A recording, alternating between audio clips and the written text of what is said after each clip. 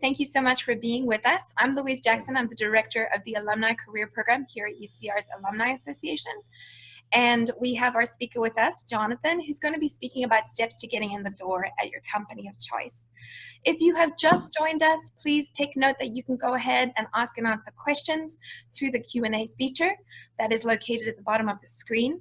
Please use that feature and we'll make sure that we get to your questions. If you have further interest in alumni career resources, please take a look at our website. That's alumni.ucr.edu/alumni career services.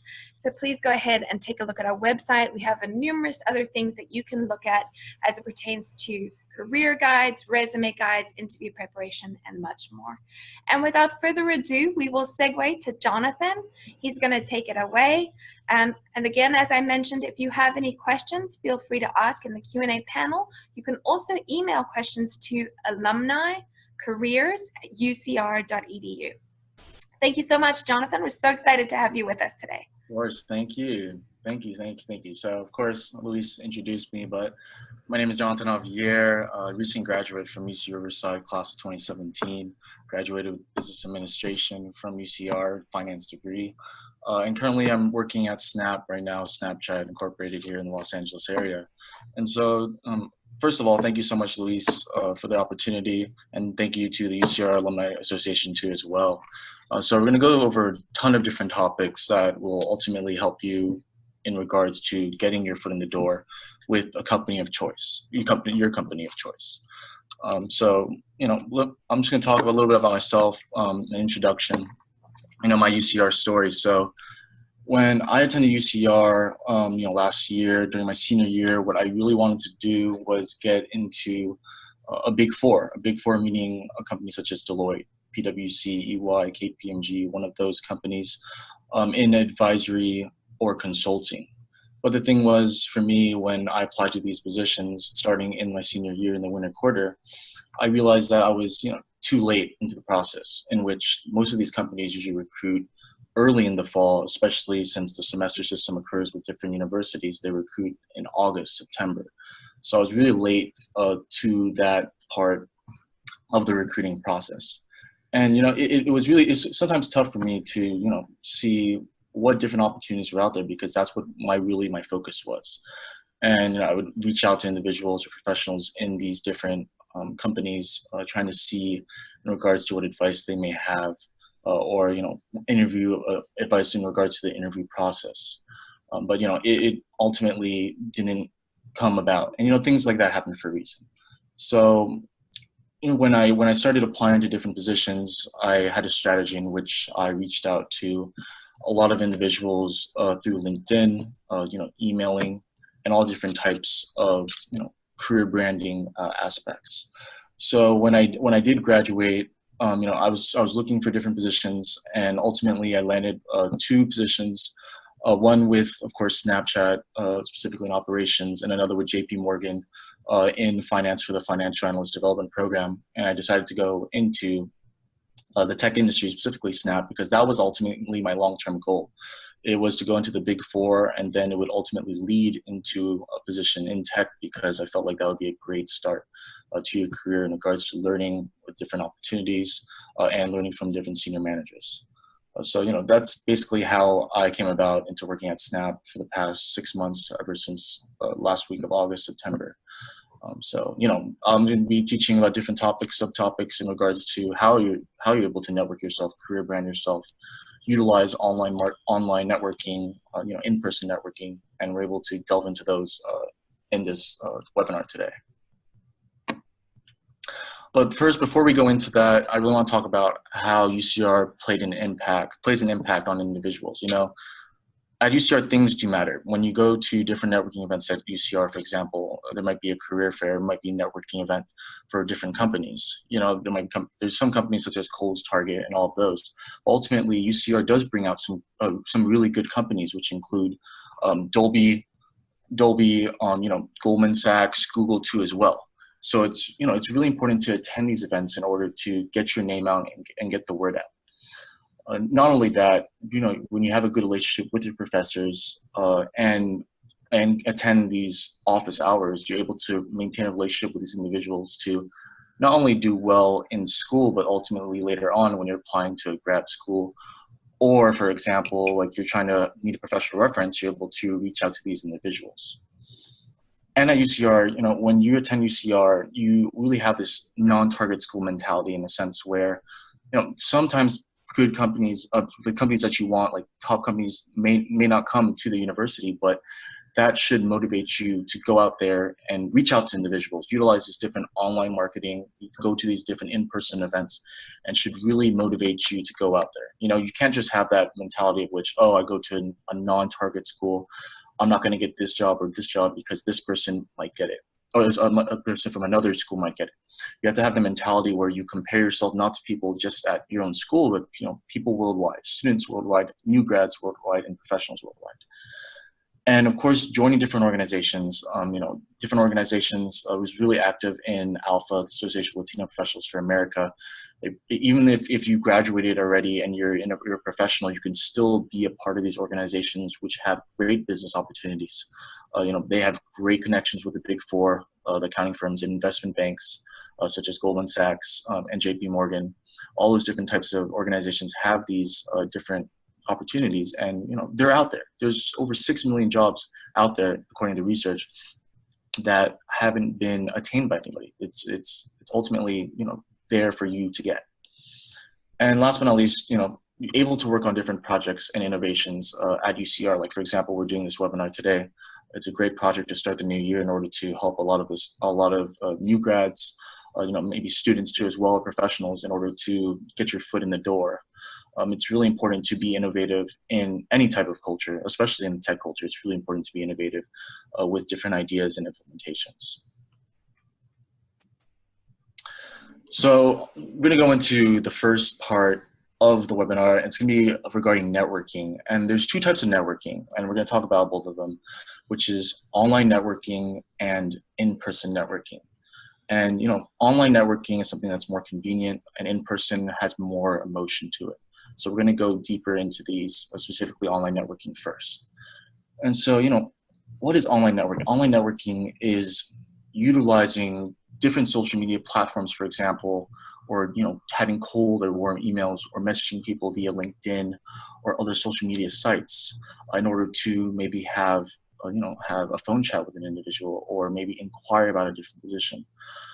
There's different social media platforms that you could utilize. One of the most important ones would be LinkedIn. And I hope many of you have a LinkedIn profile or LinkedIn account.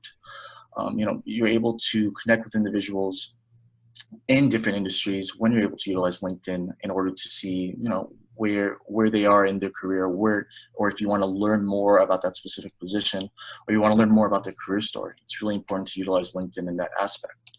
Not only that, they also have things in regards to, emailing. Some people send out cold emails meaning you might not know that person, but you really want to be able to connect with them and send an email to them, and maybe they won't reply. But you can utilize different platforms such as Boomerang. I would highly recommend Boomerang. It's an application where you're able to send emails in advance, and you're able to have read receipts on your emails to see whether a professional or not has read your email. But online networking is ultimately the quickest way to network, and it's the quickest way to network because it's basically the most convenient. You have a lot of professionals that are really busy at certain times. They have work. Sometimes they work 9 to 5. I personally work 5:30 a.m. to 2 p.m. So I'm really, I'm free most of the day after 2 p.m. But a lot of professionals are really busy throughout the day, and it's really more convenient for them for you to message them or online network with them rather than in person, because they may be busy at that time. So, when you're sending these different emails in regards to this person or this person in this industry, you really have to first build rapport with this individual. It's really important to, when you connect with someone, for example, let's say on LinkedIn, and you send them a message, you really want to be able to learn more about that person first off and build rapport with this individual. You don't want to go straight into, hey, I need a job. Please refer me to this and that, especially if they're unknown, if they're a stranger. So you really want to be able to build that relationship with an individual who will ultimately maybe become a mentor or champion, which I'll go into later. But it's really important to build that relationship first before even asking for a referral, in my opinion, because they might just think that you're just using them for a referral. So just build that rapport with these individuals, and in turn, it ultimately, every time that for me personally, when I've built rapport with an individual, I honestly never ask for a referral. They just, they tell you, they're like, hey, like, are you interested in working for our company? And when they're able to see the skills that you and potential that you have, they're able to know what position that you may want, or what position you may be fit for. So, and you that's through email, and you can utilize LinkedIn too as well. LinkedIn has many capabilities. In this day and age, it's been improving significantly in regards to, you can see different insights on an individual. You can see what position they're in right currently. Maybe they're a senior advisor in a big four. Maybe they're a senior manager at Snapchat. It's really important to utilize LinkedIn in order to get insight about these individuals. And it's very important to move once you're able to establish these online networking with this individual, and you're able to build rapport and ask these questions. It's really important to move them into in-person interviews, or in-person talks, in-person coffee chats, informational interviews. And when you have these different these phone chats, these informational interviews, you really want to know, insights, like we've been saying, insights about the company, insights about that person. You want to also ask about different advice in regards to how they got to where they are in their career. And also, you're able to ask about different resources they utilize. Maybe they utilize a resource in regards to a different social media platform, or maybe they networked at this different event. The different resources that individuals are able to utilize in order to get where they are today. And last but not least, of course, talk about assignments in which maybe they're working on a project that's coming up, or something that's really impactful and that they're really passionate for. It's really important to, when you utilize these different social media platforms like LinkedIn, and analyzing this individual and reviewing what they've done, be able to see maybe that different project they're working on and inquire about it, because it makes it seem like you're very interested, not only in working for that company or learning more, but also interested in that person. And so when we move from online networking to in-person networking is very important. I feel like it's the most, it's when you get into that in-person interview or that in-person event, it shows your different emotions, and it builds those different personal relationships, and ultimately translates into stronger connections. And so there's different types of in-person networking events. There's coffee chats, there's career fairs, there's networking events, there's diversity events, all these different types of events that occur. Maybe, at UC Riverside, we have a career fair, or it's not just at university. There's also different organizations that have these different career fairs, or these different networking events occurring in like Los Angeles, Inland Empire, and the Orange County areas. So like I said, it really does, when you're able to go to these events, and nowadays we see through interactions through social media, you're not able to convey a specific emotion towards a person, or towards an action, or towards something that they're talking about. When we're able to go in person to an individual and speak with them at one of these events, they're able to see that actual passion in you, or they're able to see what you really do bring to the table. And so when you're at these different events, it's really important to, of course, have a set plan when you're there, and make sure you maybe find out what companies are going to be there, what industry they're going to be in. And you really want to target professionals that are in your desired job title. For example, if you want to get into strategy and operations, you want to be able to speak with strategy and operations people. Like for a random example would be like if Snap was having a networking event, and mostly everybody was part of sales, but you wanted to get into strategy and operations. Like I said, you don't want to, you can't talk to the salespeople, but it would be most important to target those who are in that specific field that you want to get into, because they have more insight and advice for you in order to get that interview and ultimately land that job or internship. And when you're there at these in-person events, you really want to be able to speak to these recruiters, speak to the recruiters, point out where the recruiters are. There's going to be long lines at these events, so you really want to be able to see which people are the recruiters recruiting for what positions. And also, the senior level executives, they have a higher, higher push. They can push your resume, and they have a higher pool in whichever company that they work at. So it's really important to target recruiters and senior level executives at these events. And last but not least, of course, be human, be authentic. Don't be someone who is, someone who's, that puts up, is a fake, has a fake front, or fake, or just doesn't, talks about something that they don't really enjoy or say that they really like it, but in fact they don't really enjoy it. Just be an authentic person, and it'll ultimately show in regards to when you're connecting with these individuals and professionals. And so the next topic we're going to go into is career branding. And so career branding is really important in this day and age, especially with all the technological advancements occurring and all the social media platforms we utilize in this day and age. But you ask yourself these questions. How do you define you? How do you define you? What is your purpose? How do people define you too? Or what is your purpose in life? Or what is your purpose in your career? What do you see yourself doing in the future?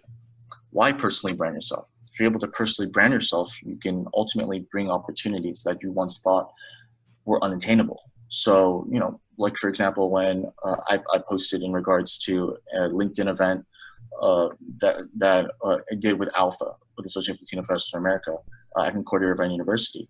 And so I posted a status and Jeff Weiner, the CEO of LinkedIn, liked the post, and 600,000 people viewed it and 2,000 people liked it. And, it's crazy because it really does bring that personal brand in you that, people will then see me as, oh, this guy does LinkedIn workshops, or he does resume workshops, or does webinars. We want to be able to build that brand for yourself in order for your name to be out there. And you want to brand yourself to that specific industry that you want to get into, of course. Connect with these individuals in those types of industries in order to get your name out to them. And when is a good time to personal brand? Any time is good time to personal brand. Even if you're 15 years old to 45 years old, you see a ton of people posting on LinkedIn in regards to trying to not only convey their story, but to networking and creating that personal brand for yourself. So it's never too late. And the best time to develop a personal brand, like I said, it's really important to. I feel like it's very important to build it, as quickly as possible, or it is a process, of course, to build your personal brand, but it's never too late to build it, and you can ultimately build it through these social media platforms like LinkedIn, or utilizing UCR resources as well. And so the first part of career branding is basically the social media marketing and branding aspect. And, we have different social media strategies in regards to different platforms. Like I said, it's not just limited to LinkedIn, but also you can utilize Facebook, Instagram, and Twitter too as well. We really do, we can create different Facebook events online. Like currently right now, we have our Facebook event live on the UCR Alumni Association feed. So it's really important to have a social media strategy in regards to, building your social media presence. And how do you do that? You can do that through different ways. Ultimately, you could strategically post on LinkedIn.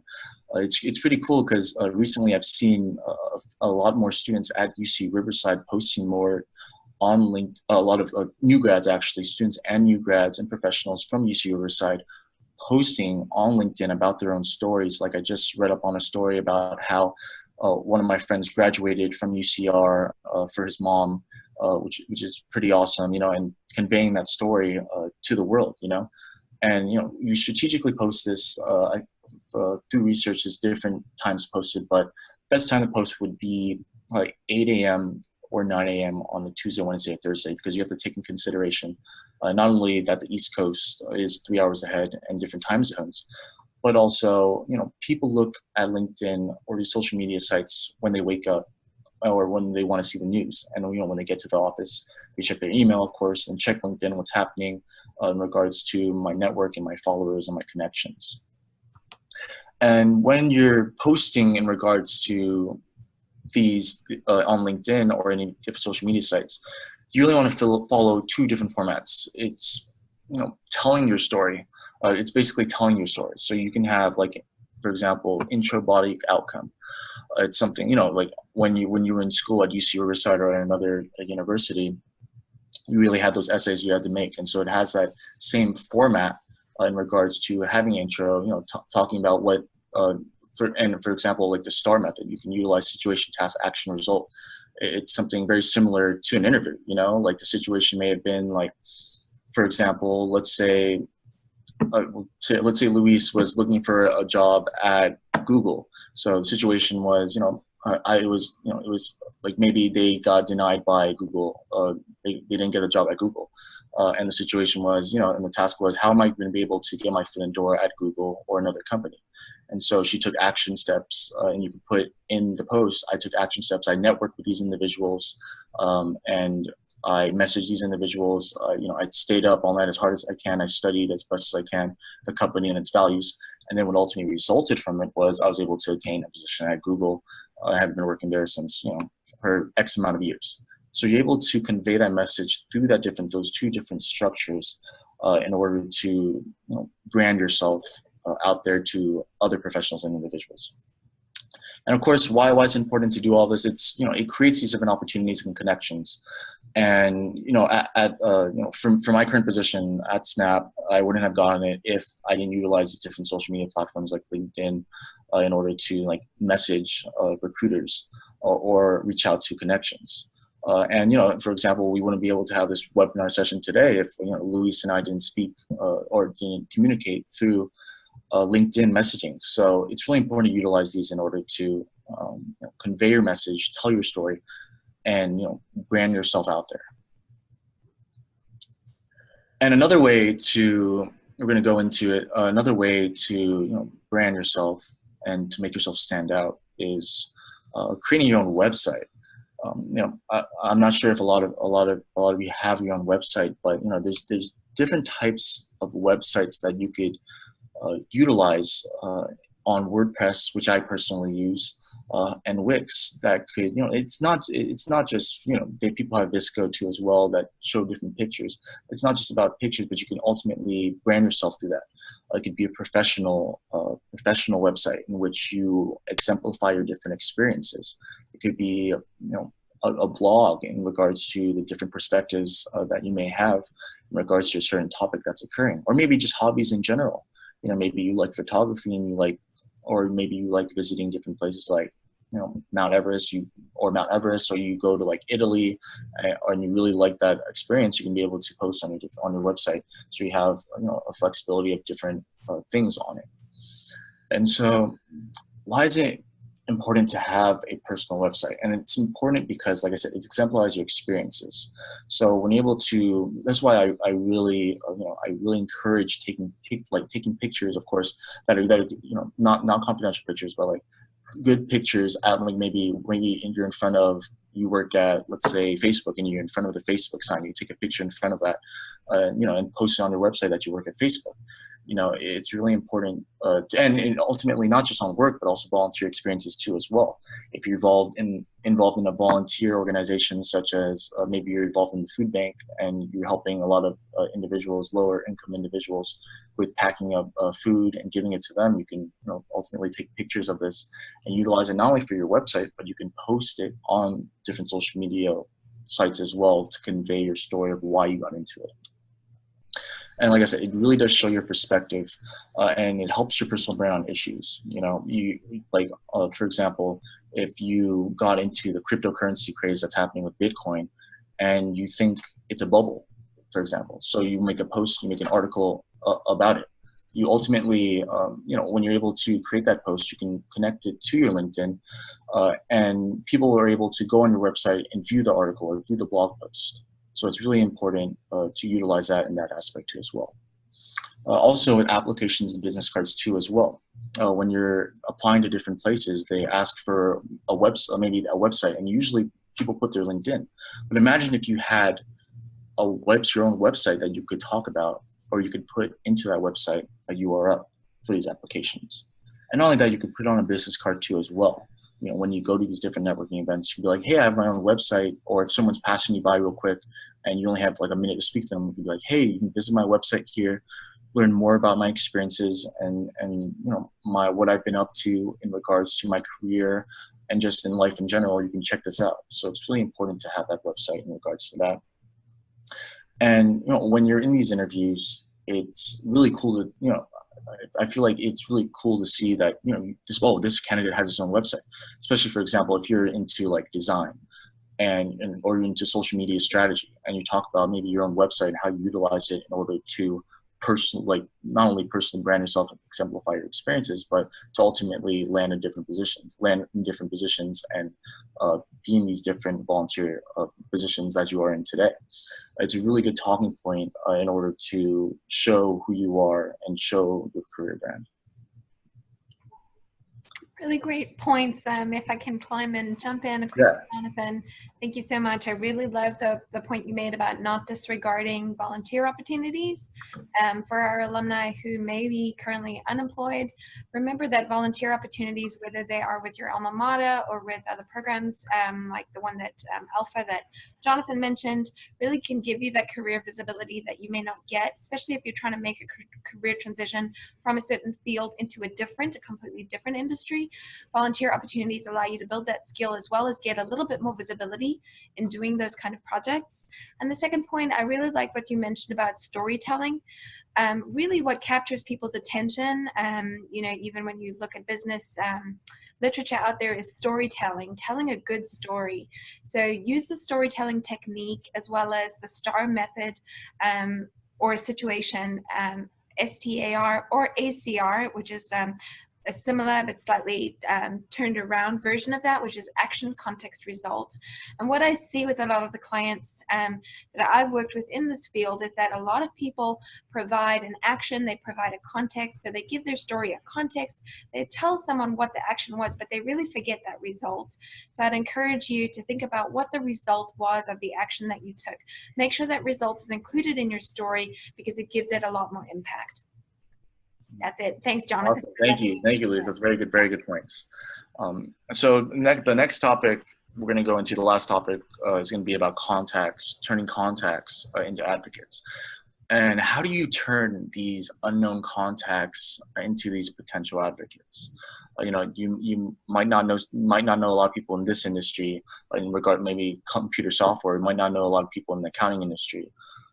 How do we turn those into people who could be persons of interest and ultimately translate into opportunities? And so there's two different types of advocates that we could convey. I'll give credit to Michael J. Rodriguez from Alpha. He's the one who told me about mentors and champions, the difference between them too. But it's really important when you're developing these contacts or developing these advocates, they can turn into one or two things in the long run. They can turn into mentors, people who, you could see it as like a guardian angel. A mentor is a guardian angel. It's someone who has your back, gives you the best advice possible in regards to maybe your own career. They have different various advice on where you want to be later on, and they can give you a good perspective on it, whichever industry that they've been into. For example, I have about 3 mentors not only from UCR, but also just in different firms and companies too as well, such as like Deloitte, KPMG, a mentor at UCR too as well. It's really important to build these relationships with these individuals because they're able to give you the best advice possible because they've been in your shoes before, so it's really important to have these different mentors in different industries. And of course, the one that I feel is most important, of course, is champions. Champions, if you think about it, champions are, people who are number one, of course. And you can picture it like this. You can picture champions as the person is, it might be a person who's holding up the trophy and you are the trophy. So when you are, when you need someone who you maybe not, you're searching for a job and you really want to get into a specific company, these are the people who exemplify your different experiences and they know what you've been through and they know your perspective and they know what potential that you may have. So they're basically lifting you up as a trophy in order for you to get these opportunities and land these interviews and ultimately prepare you in the long run. They're the ones who give you referrals. They're the ones who refer you to maybe senior level executives at different companies. They may have a larger market or larger network, and they're the ones who will ultimately possibly land you that interview, and then they'll prepare you for that interview too as well. And so how do you turn these contacts into advocates? Number one, of course, it's always important. I really stress about building rapport with your connections first. Just be interested in, be interested in their career stories. Be interested in how they got to where they are today. It's really important to know a lot about the industry too as well, and the field and company too. You don't want to just go into, because for example, there's some individuals who, reach out to me, and of course to others too as well, who just say, hey, like, oh, I need a referral for this and that. I'm interested in this. Could you please, refer me to this? It's really important to build that rapport with an individual first before ultimately letting that job position that they may have. How do you build this too as well? You can ultimately send them different updates regarding your status or how you've been. At UCR, I sent out, every quarter I sent out at least an email to every individual or professional that I connected with, and tried to see, what, not only talk about what I've been up to for the past quarter, but what they've been up to, inquire what they've been up to, maybe different projects that they've been working on. So it's really important to establish that connection by, constant communication through that. And why, of course, like I said, it really does it builds you that job opportunity, those possible job opportunities. And not only these job opportunities, but professional references too as well. And they're able to connect you with other professionals in your desired industry, and just different people of interest.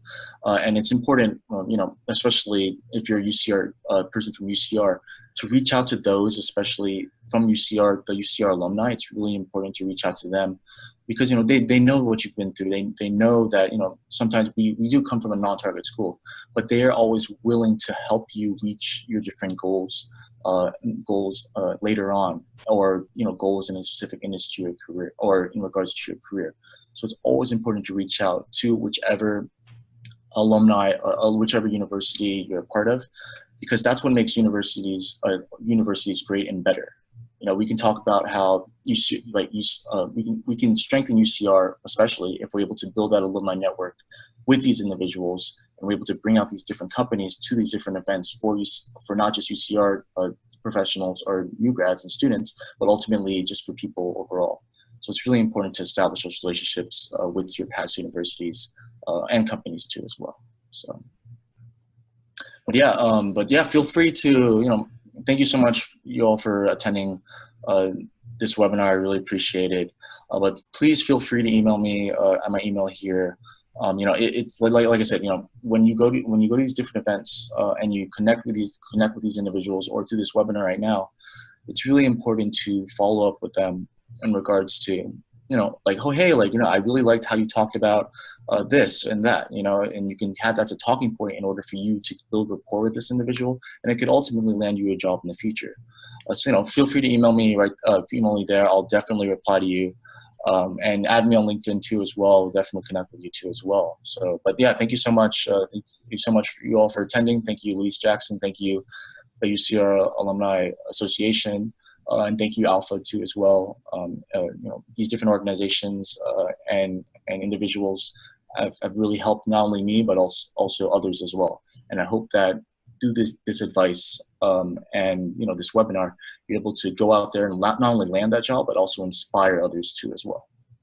Jonathan, thank you so much. We honestly really appreciate you just taking the time out of your workday to join us today. And I really love the references you made, just referring back to some of the slides and to kind of tie it up for our alumni who are with us.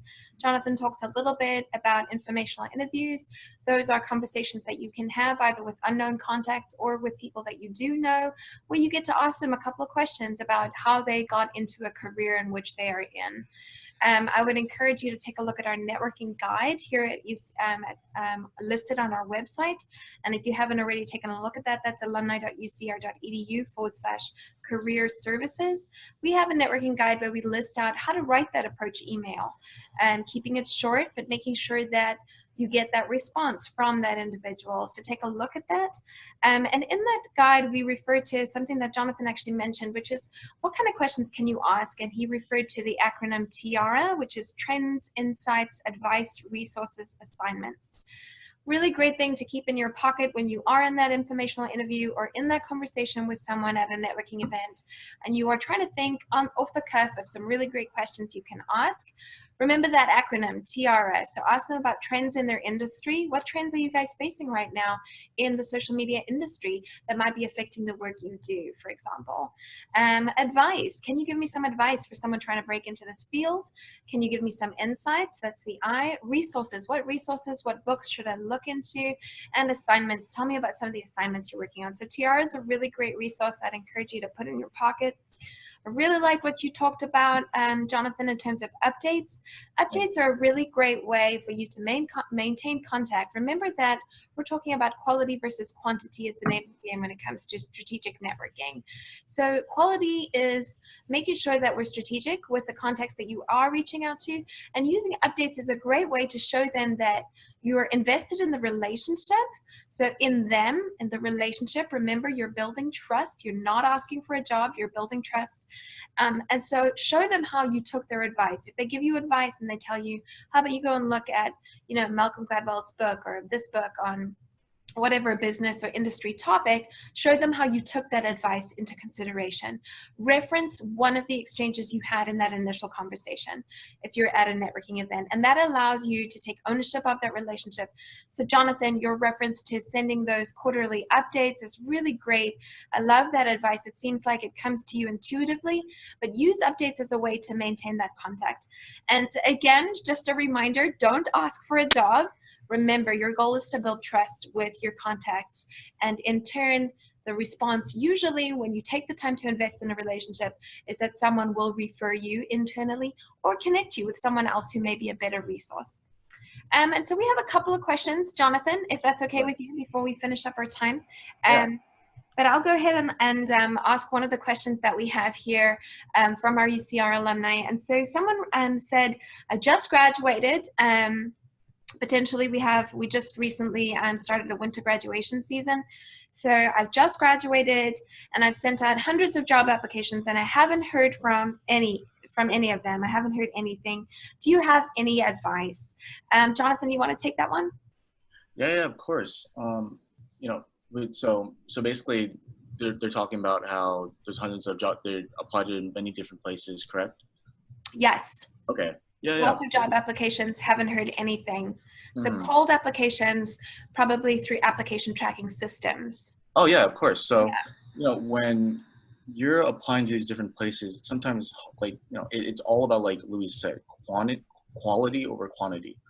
And when you apply to these different places, for example, a company that you're really interested in, it's really important to first, reach out to someone, via LinkedIn or someone who may be a UCR alumni or alumni from your school. And the strategy is you first want to reach out to them, ask about this different opportunity.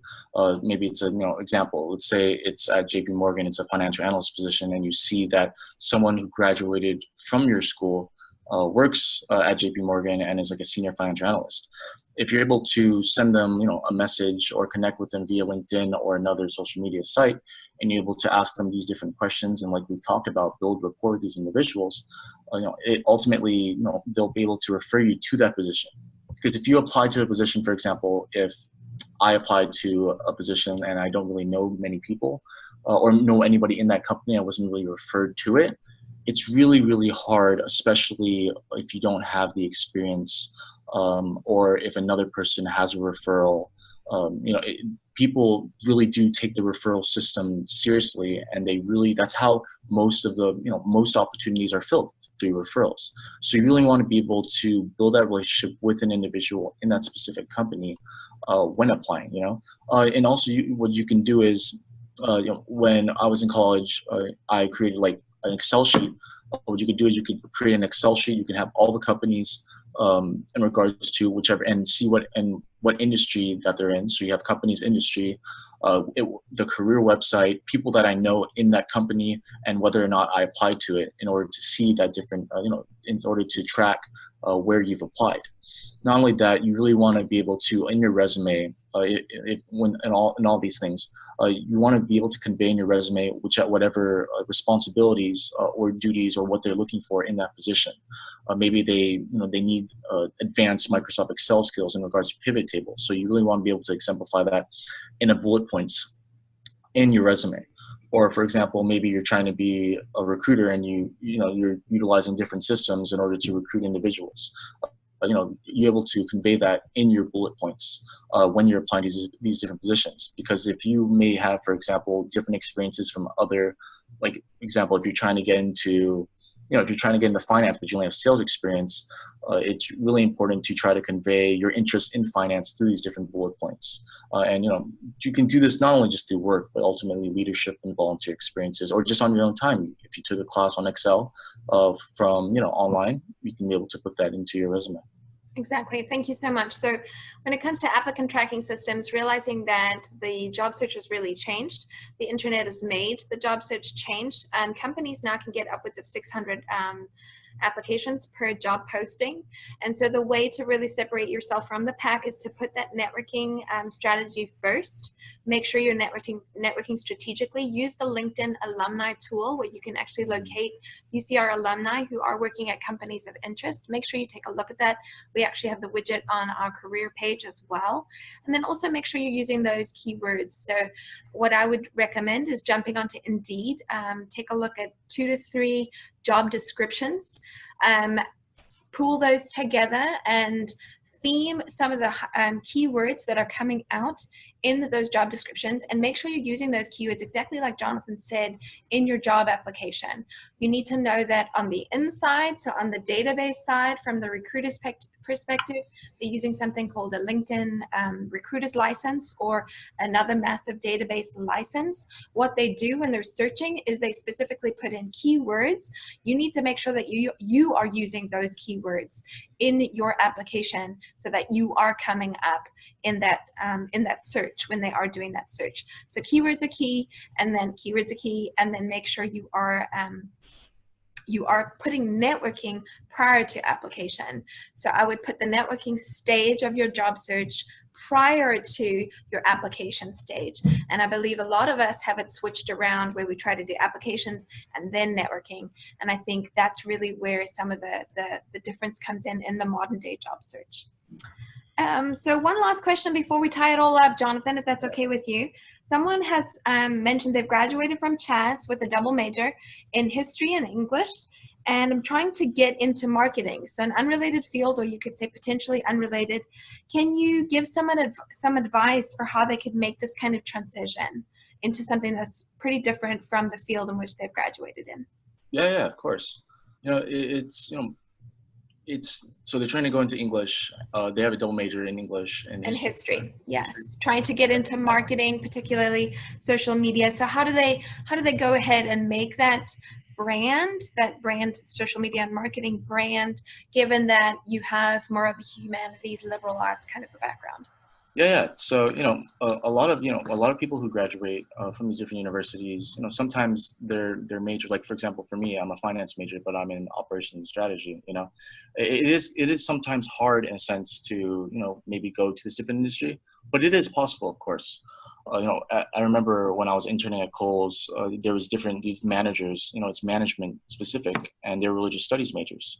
So it's really important to not just see it as the major, but ultimately the skills that you could contribute, and maybe you've learned them in your own experiences. For example, maybe if you're that English or history major and you're trying to get in social media marketing, and you've been doing social media, you've utilized LinkedIn in order to do these career branding or do these different workshops, or connect with different individuals, you can convey that into your resume in order for individuals to see it. Maybe you're a freelancer and you do your own, for example, digital marketing for different companies. If you're able to, exemplify these skills through your own terms, it'll ultimately, play a good effect. If you don't have that experience, like Louis said, if you're in that English and history major, and you really want to get into that social media marketing aspect, then take some class of social media marketing. Learn more about social media marketing. Go online, watch some videos on it. Be able to convey that message and apply it to maybe a project that you're working on that you can talk about in that interview later on. So, example, if you're social media marketing, if you're trying to do something for, maybe you had a project maybe in college or maybe currently right now, you have a project with how to utilize marketing on Facebook. You're able to maybe post a video about that online, and you could talk about it in that interview. So I'd recommend whichever industry you're trying to get into to ultimately have that mindset of, how am I going to stand out, or how am I going to be able to learn more about this industry? And you can do that by, learning more about through, online resources. You can utilize UCR's resources too as well to learn more about that industry. And of course, like we've been saying, reach out to individuals in that industry in order to learn more about what they do and do things that, maybe that they do specifically that are similar to it, that you can convey in that interview if you get it later on. Thank you, Jonathan. That's really great. We actually did have another question that came in, but it looks like we're at 12:45, and I want to be cognizant of our time.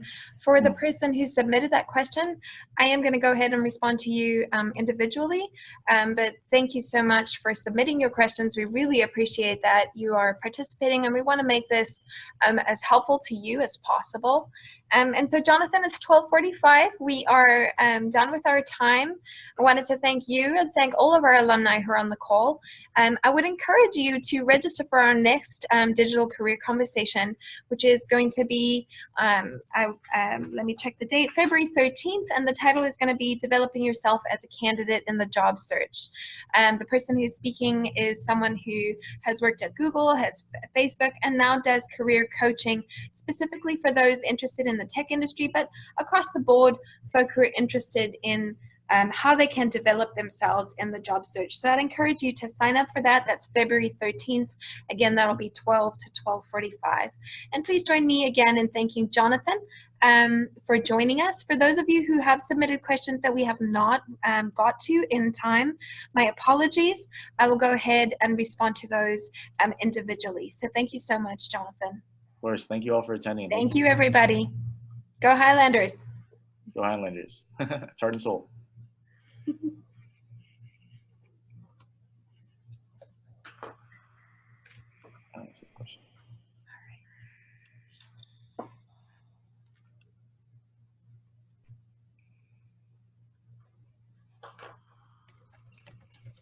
Oh yeah, if anybody's still on. Yes, it looks like some of us are still on. I'm just going ahead and responding to some of our questions by writing, and then I will go ahead and sign out. But for those of you who are still on the call, thank you for joining us, and we will be signing out in just a second here. Oh yeah, and you can send me questions too as well to my email. Absolutely. Thank you, Jonathan. I just saw the 2 questions right here. So. Okay, great.